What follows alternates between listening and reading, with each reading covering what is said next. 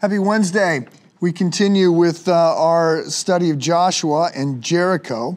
And I want to back up and think about a section of Joshua early on that we skipped over the first pass through. And this deals with Rahab, the prostitute.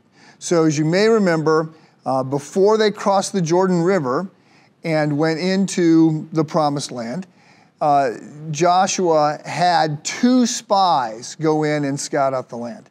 So he had been one of the 12 spies 40 years earlier that Moses had sent in. He came back with the minority report. 10 of the spies said, we can't do this. 2 of the spies, Joshua and Caleb, said, yes, we can do this and we should do this. God is telling us to do this. They didn't. The majority sort of carried the day. And so the Jews didn't cross the Jordan River back then. They didn't go to into the Promised Land. They spent 40 years wandering around the wilderness. So now they're back to the Jordan River. 40 years later, Moses is dead. Joshua's in charge. He sends 2 spies in. They go to Jericho, and they sneak into the city of Jericho, and they talk with a woman, Rahab, who is a prostitute.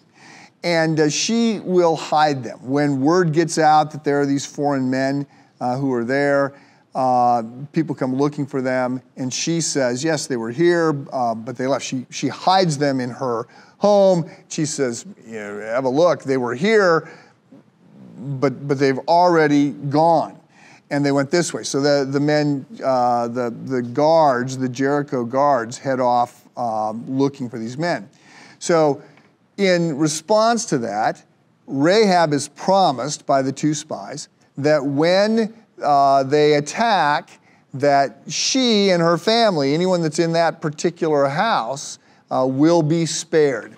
And then we have the whole situation. The spies go back, tells Joshua, yes, we're ready. They line the people up, they cross the Jordan River, and then they go, and God leads them to circle Jericho, to march around it for 6 days, right? And then it falls, and Rahab and her family are spared. So here's the thing.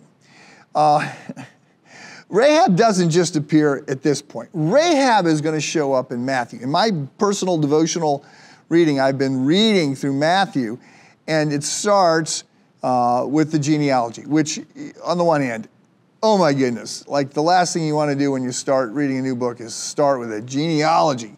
But it's actually pretty fascinating when you dive in. For one thing, I mean, while most families try to hide their scandalous past, their ne'er-do-well uncles or the grandfather that ended up in prison or whatever, they try and cover those up. It's all the quote-unquote undesirable people that show up in Jesus' genealogy, including Rahab, who, she's sometimes referred to as the holy hooker or the hooker with the heart of gold. But she's a prostitute. Now, in fact, that's not the most scandalous thing about Rahab. I mean, for the Jews, and Matthew's gospel is written for Jews. That's why he starts with the genealogy to tie it back to the Old Testament.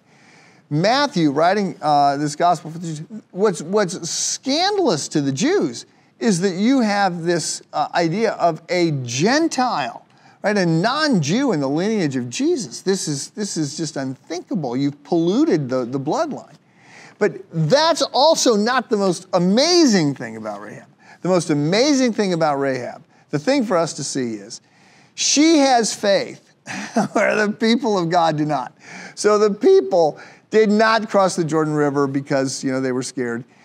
Rahab says to the spies, when they come now 40 years later, she says, we have heard about your God. We have heard about what he did. We've heard about him drying up the Red Sea. We've heard about all that he has done. And we are terrified of the power of your God. And I want in. I mean, I want to be part of that family of faith.